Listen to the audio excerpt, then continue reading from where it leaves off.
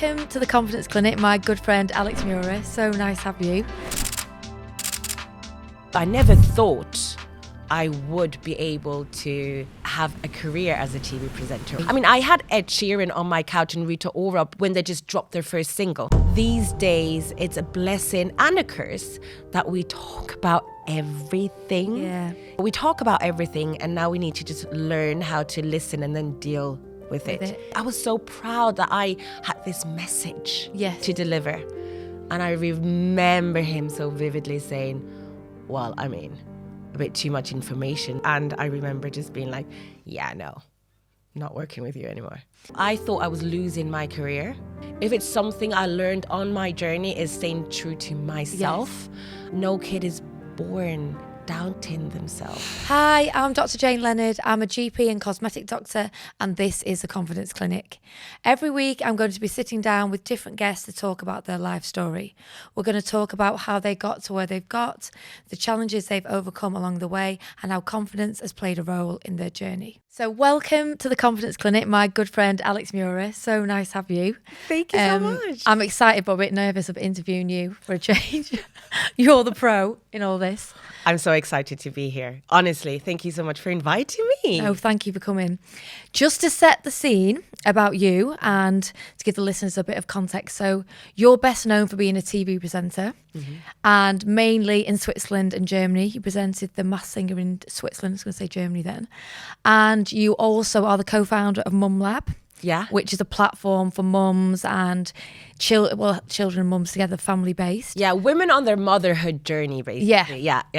And also you've got your own podcast called Diaries, Yes. which we'll come to as we move forward. You're also a mum. You're also a wife. You also travel for work quite a lot.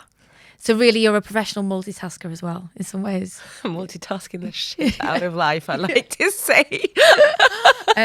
Definitely. So just to kind of rewind and talk through how your career has taken shape and the different pathways you've been on and how you've kind of grown personally and professionally. Can you take me back to when it all started? So when did you first start getting interested in TV presenting and how did you take your first steps in the career? Wow. Big questions, open questions to start. Yeah, and I'm quite excited and nervous at the same time because I don't talk about myself. I usually ask all the questions. I'm naturally nosy. So now we're talking about myself. How did everything start, taking me back? Was born and raised in Switzerland. My mother's Jamaican, dad is Swiss. I actually never was interested in the TV presenting side. Really? Because I grew up in Switzerland, not ever seen anybody representing what I looked like. Yeah. So, and also my mind never went there. What I remember is seeing the movie Boomerang with Eddie Murphy. And it's super old, but like he's basically this marketing PR agent and he works for this really powerful woman. And in that agency, there's so many beautiful, well-dressed women with so much power. Yeah.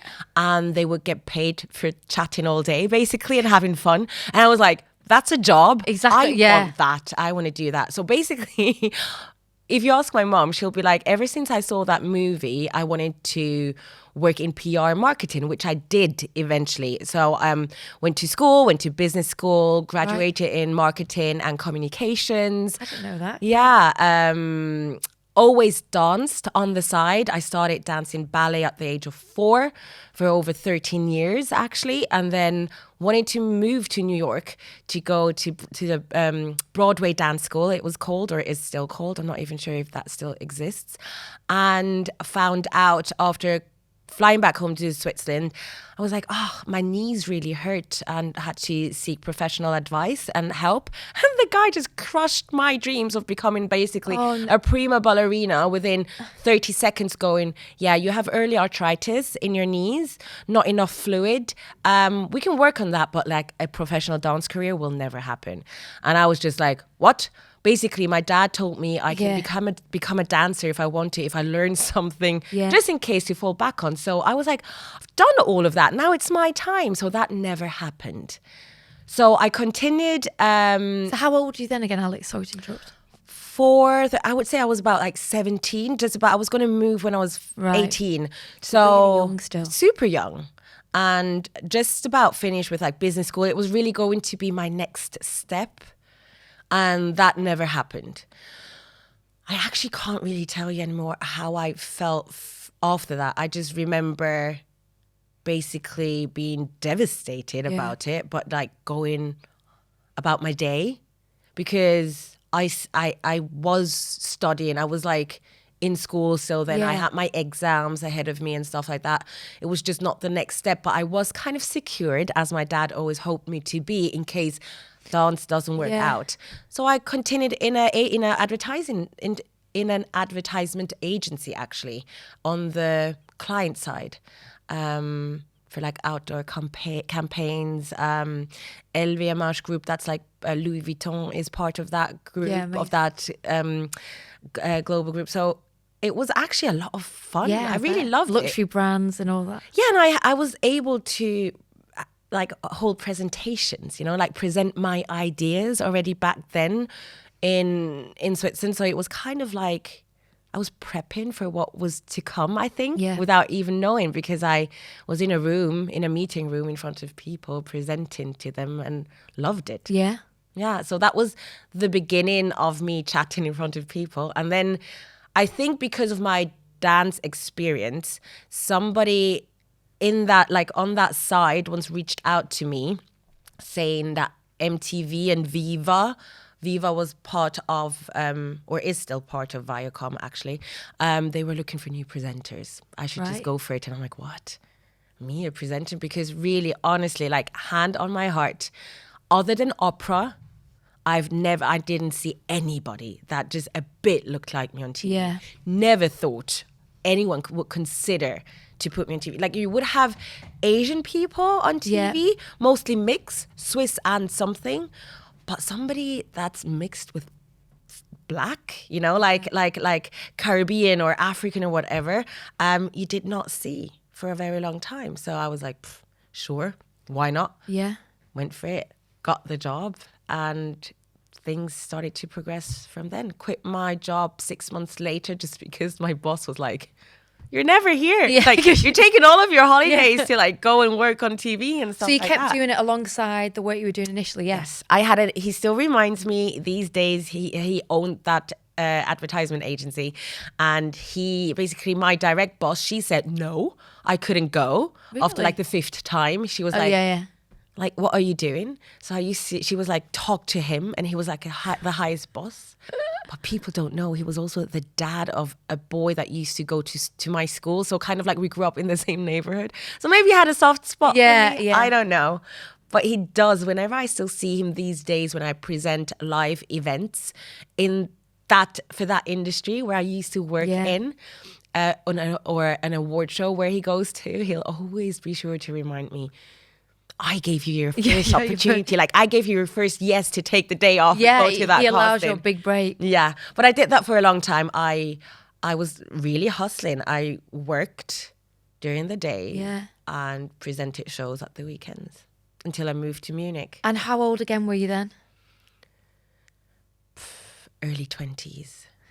Yeah, because the reason I asked you that is because when I look back at my life when I was younger and the things like going to uni and just doing, like, having a lot of responsibility when you're younger. Yeah. But the same thing with you of going, like, having your dreams kind of crushed as you describe them as at 18, and then kind of having to pick yourself up and put yourself into another career that you were interested in because you saw that film and you're like, that's at that moment, because that's all you've got to go off, isn't it? Because you're like, your dreams are shattered, what do I do next?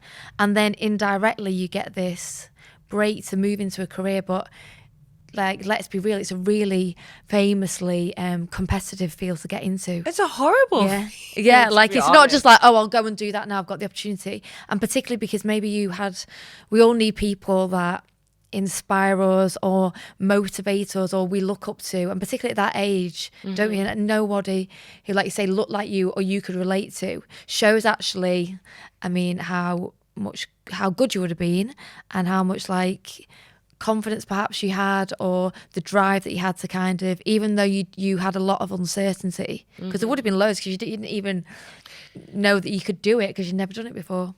Absolutely. And I didn't know where it was going to lead to. Like, I think just picking, like talking about picking myself back up, I don't really remember to have thought about how will I pick myself back up. It was more like my mom, my best friend, my number one cheerleader and supporter still today.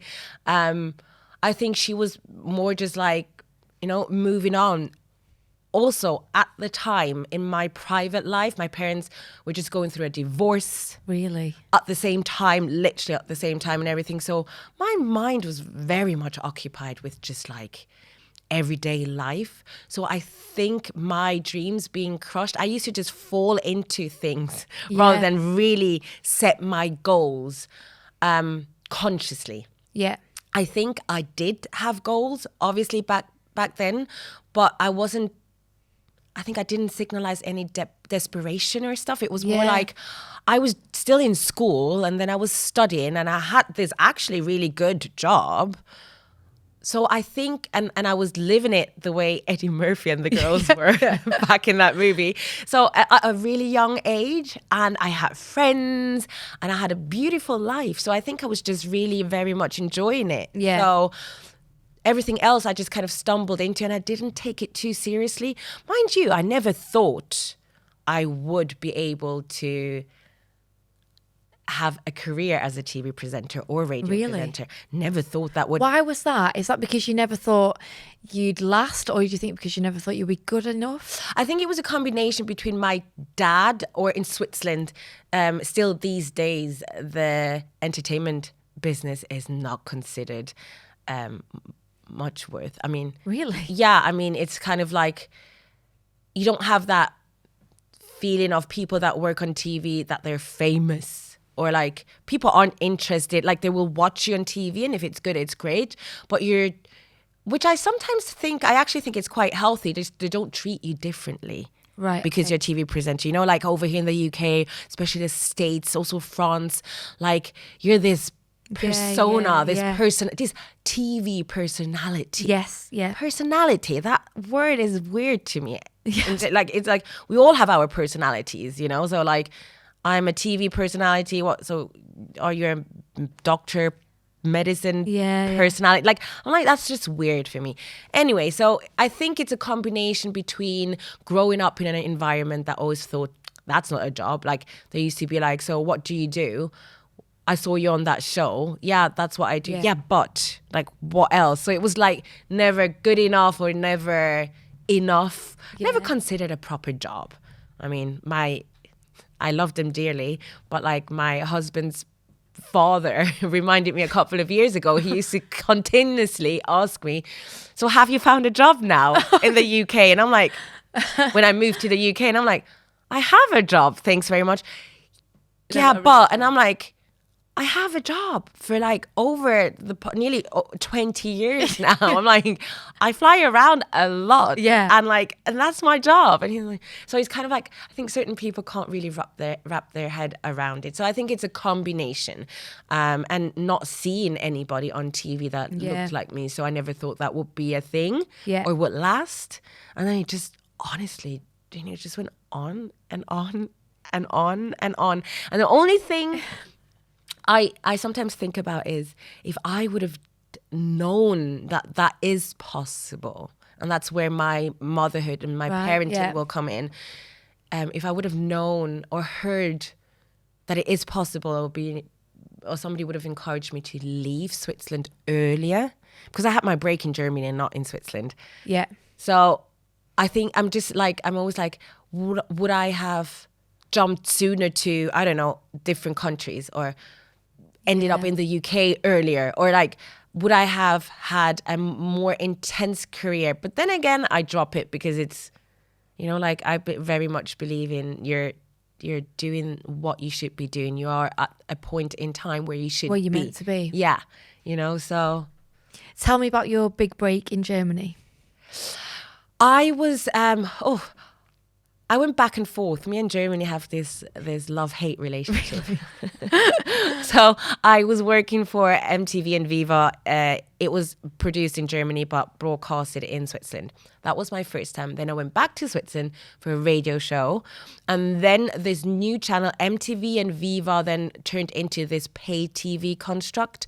And you couldn't really receive it anymore in Switzerland. So some people... Oh, right. Yeah, some people, some producers and people from other TV channels just decided to create this new channel called Joyce. Joyce was very similar to Trending Live, I think. That was a show over here, or a channel over here in the UK, where basically Maya Jama, AJ Odudu, all of them come from that couch. Right, It was a setting, a couch in an office, and you would interview these celebrities and have them perform live on TV. So that was basically Joyce in Switzerland. And I started presenting a show, a live chat show, and then had the opportunity to just interview. It was the only platform in the whole of Switzerland to interview celebrities or musicians or actors, and everybody came, honestly. Really? I mean, I had Ed Sheeran on my couch and Rita Ora. Really? When they just dropped their first single. Ed Sheeran did this... with a little guitar, sang about his job at Nando's and did this chicken shop song. And it's just like, we had all of these people, John Newman, like, because we don't have that now. Or Not anymore. I am out the loop, so I could be saying that. And no, it is, but no, you don't. You do have certain channels that might do a show and have these people. I mean, you've got the one show that could be jazzed up a bit more. But like, you've got those kind of shows where people might come and sit on your sofas and are celebrities and you would chat with them. But like in Switzerland, that was the first thing. And then it was bought in Germany. And then I was sent over. I went back to Germany, basically to Berlin. And then working on Joyce, I was exposed to a way bigger audience. And somebody high from a certain different channel saw me, and I literally received an email. I mean, these things don't happen. I don't think they happen. But it happened to me. I opened up my inbox this one morning and I had this email from this guy. Never saw the name. And he literally, it was like 2 sentences going, "Hi, my name is blah, blah, blah. I am from here and here. And I was just wondering if you'd fancy presenting Got to Dance and Got to Dance Kids." Oh, wow. Which was like a prime time back then. It was 2014. It was a massive show in Germany. Amazing, 3 seasons in, and they were looking for a new presenter. And I was like, "Are you kidding me?" Sure. So you didn't even have to go through like no the casting process, nothing, like that. Nothing. I had the job. A week later, they flew me into Munich. I did the whole trailer, met all the people.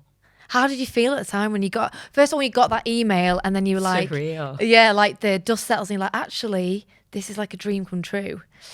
It was crazy. I didn't believe it for a very long time. And unfortunately also I didn't doubt myself, but I kind of for a long time always lived by the thing, it won't work anyway, so best don't get used to it. You know, so I would sabotage my own kind of like, I don't know. Do you think that comes energy? From the fact of the background that you came from, say like your dad's like, you know, is this a real job or things like that? You're very much going off on your own with it. It's not something that, you know, you're getting your hand held with at any point. And maybe having that safety net in your head going, oh, well, you know, at least I've tried. Sometimes there's a comfort in that to allow you to push yourself forward thinking, actually, there's not that much at stake. Yeah. Like hope for the most, but expect the worst type of thing. Yes. Yeah, I think so, definitely. Because even then, I was doing these primetime shows in Germany, but I still kept my job at Joyce. I reduced to like, I think 50% or something, but I still was so anxious and I feared not having a regular income. Like, because I was like, no one thinks about what that. if this just goes like tits up and I'm all by myself in Berlin and I'm like this end 20, because I started quite late-ish theoretically for these days. So I'm like, can't go back home to Switzerland and live with my mom because I don't have a job. And geez, I've been out of the loop of like marketing and blah for so long. I'm like, what if, when? And I expected the worst, instead of going. Yeah. But what if this exactly just freaking blows up? I think what you're describing as well is imposter syndrome. Just wanted to say that. I mean, it completely is. I mean, now it gets spoken about way more.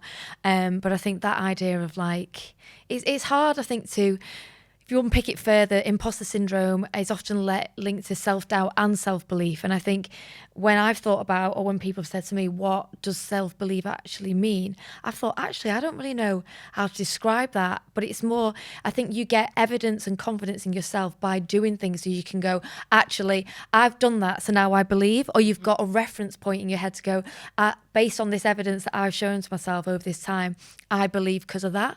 But if you don't have that and you're gathering that evidence, it's really about taking like leaps of faith, isn't it? Yes. Which clearly, though, really, in retrospect, you're doing it. You're achieving it. So you're getting many it. Yeah, at the times. back of your head, so I've got to still keep doing this job because there's a good chance I'm going to get. I mean, it's ridiculous. Which is mad, really. It's absolutely bananas how often I took that leap, although I was always terrified. Like, I mean, I started a career in 3 different countries. It's just ridiculous, you know, like it's just like, what was I doing? But I never reflected. I also don't like to sit with myself. That's also a massive thing. So I don't reflect that often. Yeah. I'm scared to spend time with myself.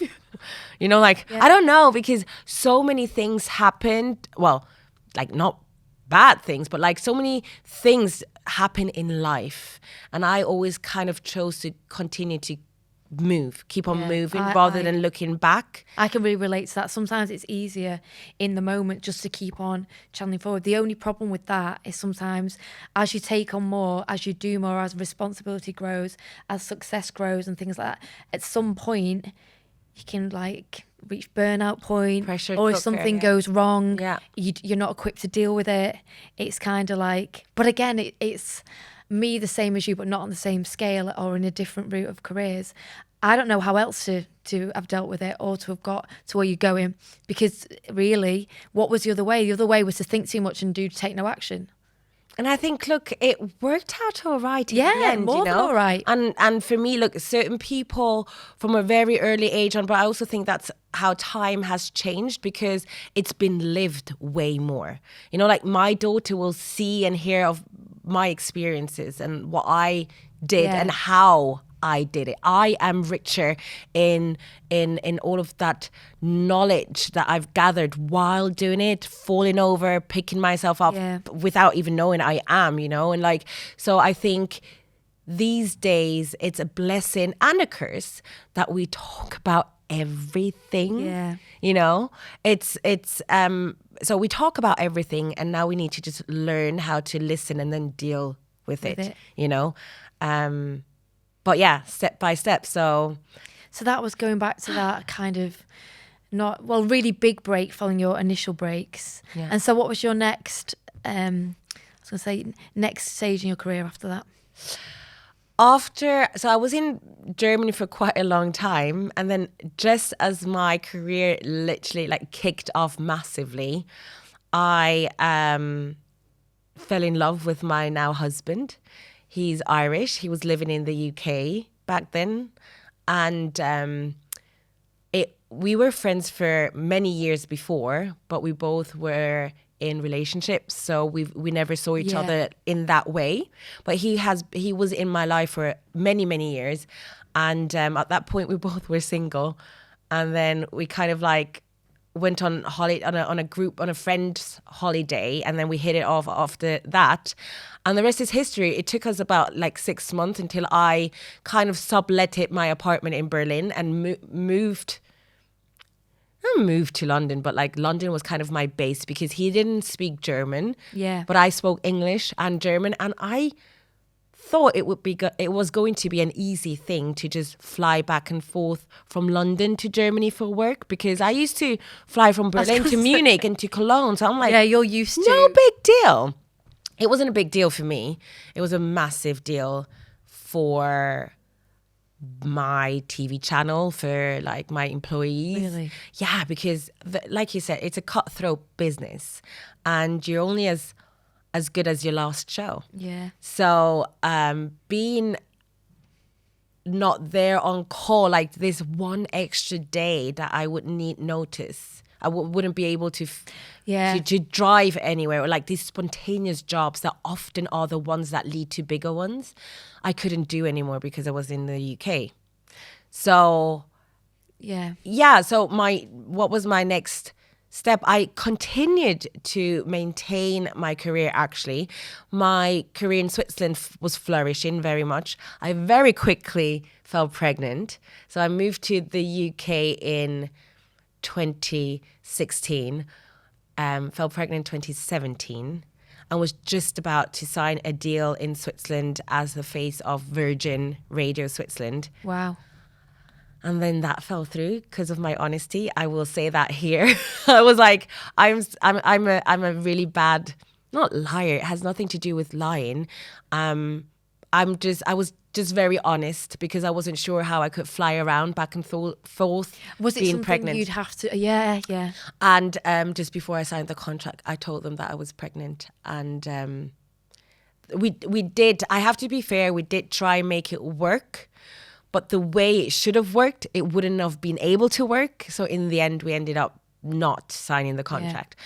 But it led to many fabulous other things. Like I continued to do Switzerland's Next Top Model as a presenter, just like after giving birth. Really? I went back to work and flying 6 weeks after You're giving birth to my daughter. Yeah, which brought other issues and problems with it. But like, yeah, so my next step was literally being a mum, a fiancé back then, and having new primetime shows because The Masked Singer came afterwards while I was a mum. So Switzerland picked up. Yeah. Germany was a bit quiet then for a while. I think when you're describing that, it brings around that really common dilemma as women, and as much as we hate to talk about it, but that sort of having a family and integrating that bit into your life when you've got a career, particularly a career like yours, like you say, that as much as you get the highs, there are things to take into consideration, like rejection. You've got to keep moving forward, you've got to be available, all those things, and somehow having to be in, say, one place in your case, prioritizing your relationship and your new baby, learning how to be a mum, doesn't always fit with this fast-paced, quick turnaround, high demand, high pressure job suddenly. And how did you feel like, because you could probably feel the changes happening and you're trying to keep it working because that's the sort of person you are, like, you can make this work because you always had before. Yeah, and you honestly can. Like, there's too many people out there that think once you fall pregnant, or you're even just playing with the idea to fall pregnant, or you reach a certain age and you're not a mum yet, so it's surely going to come soon. Yes, exactly. They will just disregard you. They will just not book you because they think you can't.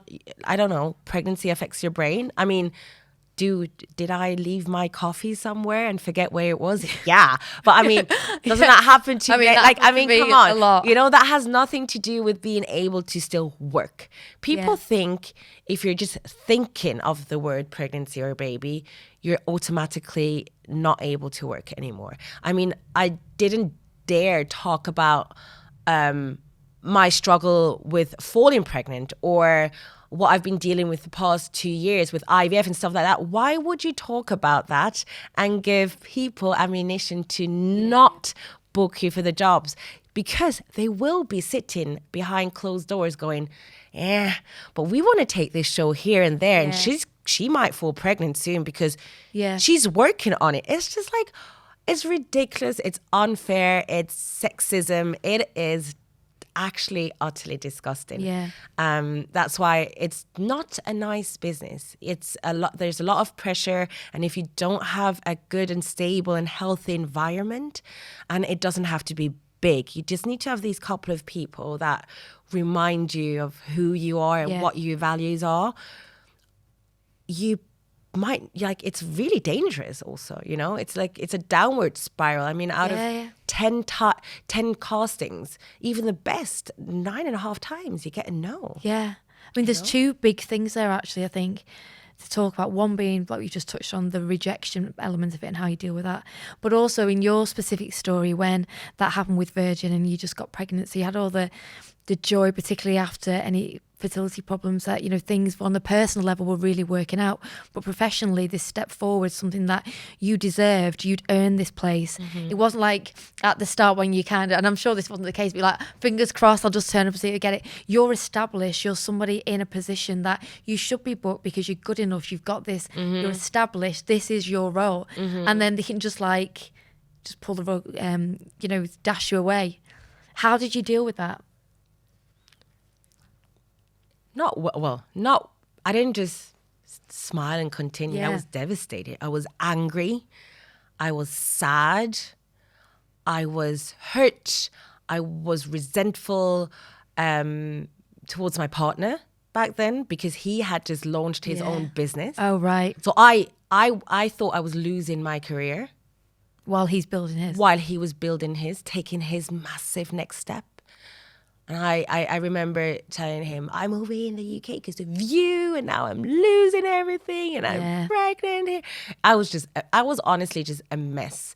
And I didn't remind myself that it's not because of how good or not good I am. It's because certain people just don't want to deal with the new situation. Yeah. You know, and that's not my fault. I kept on looking for like, where it's my fault and regretting that I said something and stuff like that, you know. They're the worst things, aren't they? When something's out of your control, but it has an effect on you and you keep going over it in your head, like overthinking it, thinking, maybe I should have done this, maybe I should have said that. The truth is, like, down the road now, as we're talking about it here, you're like, actually, the things you've got out of it, you've got your gorgeous daughter, you're married, everything actually turned out right. And I continue working. It continues to work out. Yeah. But at the time, because I think because potentially, like you say, it's the way it was handled and the way it was you were made to feel. Yeah. And that's what's wrong. Totally. I mean, I distanced myself and quit my contract with my Swiss management back then. I've got a German management. They're just amazing. They've had my back since 2014.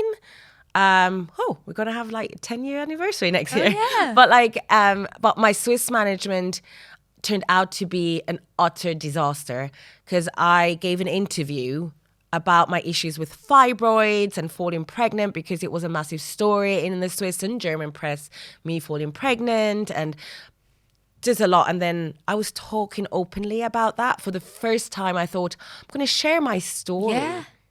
Because it will help so many people as well, Alex. He called me. I was like, how did you like the interview? It's a great interview, isn't it? I was so proud that I had this message to deliver.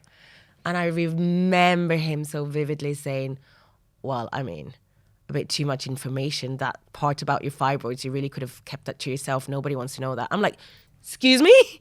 Father of 3 kids.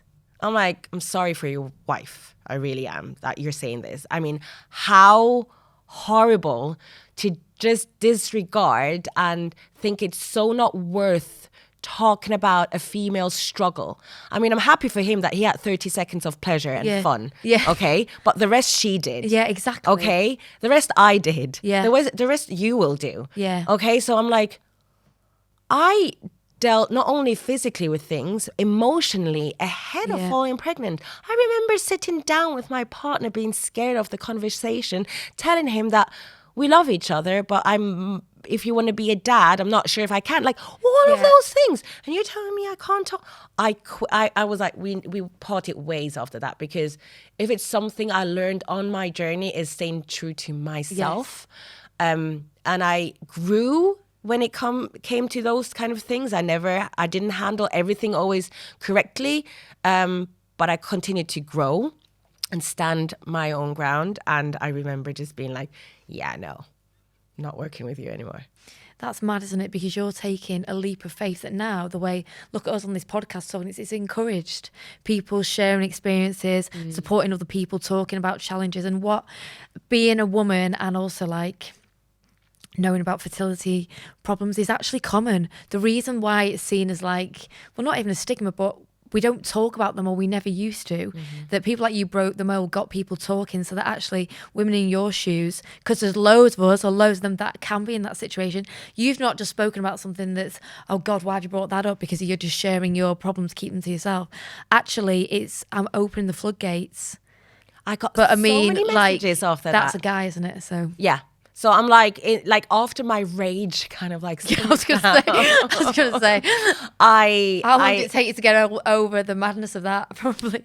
It took me a while because obviously he was bad mouthing me afterwards, but that's a different story. But that's I had to learn how to deal with it and not just be angry, but then also kind of replacing my anger and my rage and everything with pity for him. You know, it's just like, it's actually really a shame that you can't experience both sides, that you can't actually experience pregnancy and creating life for this for this world and still doing the very common things like working. Yeah, and also an interview like that, it's not something that's really controversial that's going to affect your career. If anything, it's going to help build it. And you've already got your career. So it's just an interview based on female things. So and it showed how even if you didn't like it, totally. Just go, it's not like, oh God, she's gone on like... Yeah, no. It also didn't affect him. Exactly. You know, like... Or you. No, your career. no, it's not just, at all. All it's going to do is help it. Yeah. No, it just didn't help our professional relationship. So that ended there. You love doing that. You have to, I think, if you see a red flag like that and being somebody who's confident and knows their worth, there's no point continuing a relationship like that when you're like, actually, to fix this is a futile effort. There's no point. You need to continue moving forward with someone who does. Funny, I always thought about my own worth after my rage or my anger. I would be like absolutely devastated and go through all of that lows. But I think that's like a combination, right? You can't. I love to smile. I'm very bubbly and actually a happy person and everything. But when I get angry or sad, I also like get really angry or sad. So it's just like one massive thing. You can't be super, super ecstatic all the time without then also having these lows, right? From super highs to super lows. And I'm very happy to say since I turned 40, it's kind of like I live more in that balance. Like those crazy anger tantrums don't last that long anymore just because I've learned to know my worth. Yeah. But honestly, Jenny, it took years. I'm talking about like, I'm 40. I'm going to be 41. You know, like it took forever and becoming a mother and reflecting on how I want her to feel. So how do I need to live my life in order to be a good role model for her? And it starts with little things when you're sad and you're crying at home and she comes, Mommy, why are you crying? Don't just push the kid away and be like, oh, it's nothing. No, the signal you're sending is don't cry. It's not good to cry. Yeah. Try and explain to her in the most easiest kids-friendly way. Oh, Mommy's just a bit sad today. That's why I'm crying. But can I have a hug? I might feel way better. Yeah. Done. Since then, every time she sees me or feels, she picks up on my vibes. She's just like, Mom, do you want a hug? I mean, you know, that's like amazing. So I think then I've started to kind of like talk to my inner child, you know. And I was just going to link back to that because do you think that you were getting that anger and rage based on frustration of the fact that potentially this is, not potentially, it is a journey you've done alone. You've had to climb many ladders and what have you to get to where you've got, and you've had a very successful career, but also alongside that, inevitably, you've had rejections, which you'll also have to face alone. So sometimes when you're in the firing line and you're like, this guy has got no way that he can even understand what I've been through or even speak to me on that level because he's not on the same level. So do you think maybe it's that like melting pot or like... Yeah, I think honestly, and that's also like you could have asked me 5 years ago and I think I would have given you a different answer. But I think so. My dad, I had a very strange relationship with my father and I think I always sought his approval. Yeah. And he never gave me that approval.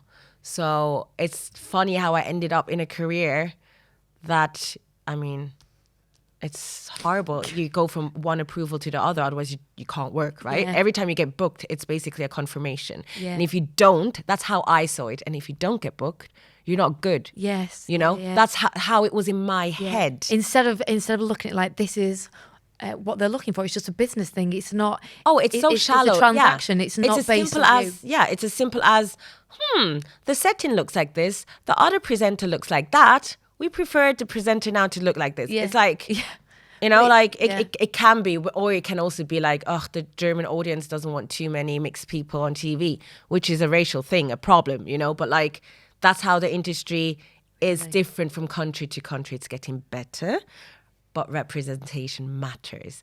They're slowly, honestly, getting better, but they have a long way to go. So you must be one of them that broke the mold then in Germany. Looking back.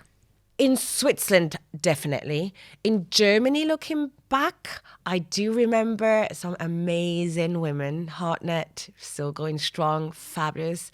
Milka, still going strong, fabulous. Then we've got the Mabuse sisters, Oti and Motsi Mabuse. I know them from Germany. They started in, so Strictly is called Let's Dance in Germany. Different title, 1-to-1, exactly the same thing. Honestly, like the whole setting, exactly the same.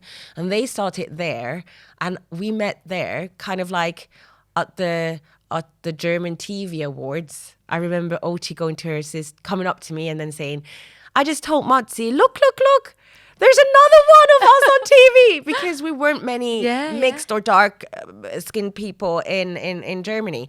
You had Turkish people, Iranian, like you had, but not really Caribbean or African looking people. So, or mixed. So I remember that. So I would say in Switzerland, definitely. In Germany, there were a couple, but I'd say maybe prime time entertainment presenting.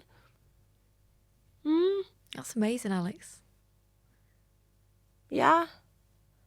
Just as a presenter, you had people that were amazing, well-known, famous choreographers that were judges, you know. But a presenter, for a primetime show like that, that wasn't just music or just dancing or whatever. For a commercial TV channel, because ProSieben is like ITV over here. Right. Maybe, Never thought of that like that. And I hope if not, like, I don't want to step on anybody's toes. Like, there were some out there that were amazing, and they gave me the strength to, I looked at them going, if they can do it, I know I can do it. Like, we helped each other on the way, and there were definitely many before me that helped me get to where I was. Yeah.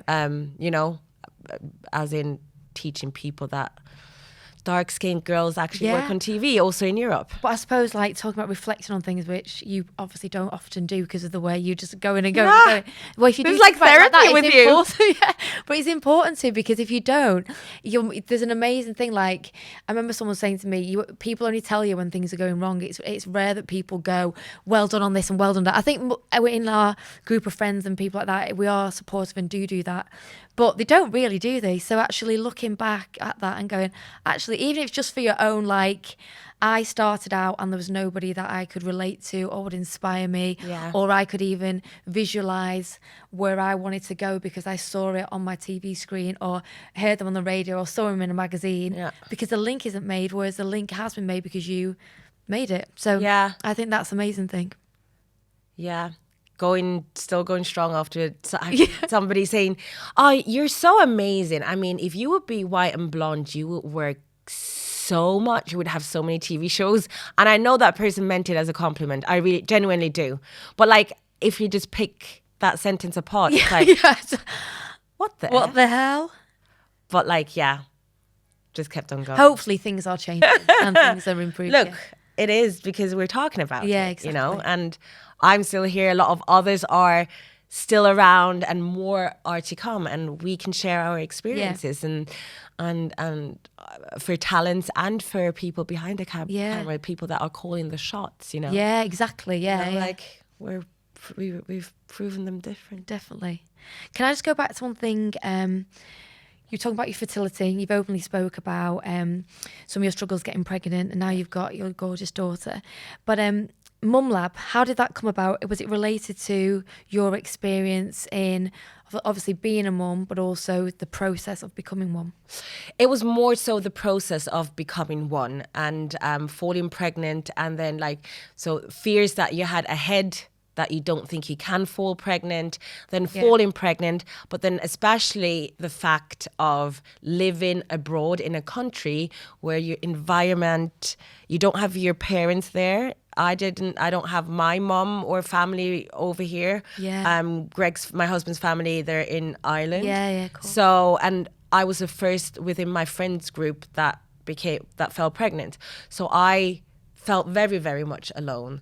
And I kept on talking to my friend Jen, which is my co-founder, over the phone. She was going through the same thing in Berlin. Right. She's Swiss British, but she was living in Berlin at the time. So we both fell pregnant within a week, like apart of each other. Both struggled with our own fertility issues and problems. And we're always talking about it. Before falling pregnant with a glass of wine, after pregnancy with a cup of tea. And then suddenly we were kind of like, I mean, I think what we talk about and the way we are on FaceTime is hilarious. I'm sure more women are going through similar things, would appreciate our honesty. And then it was always kind of like, let's create something that is like no bullshit talking, like no from appearances on the outside as in on the inside, you know, kind of like raw. Just be raw. Share as little and as much as you want to. You don't need to polish your vocab.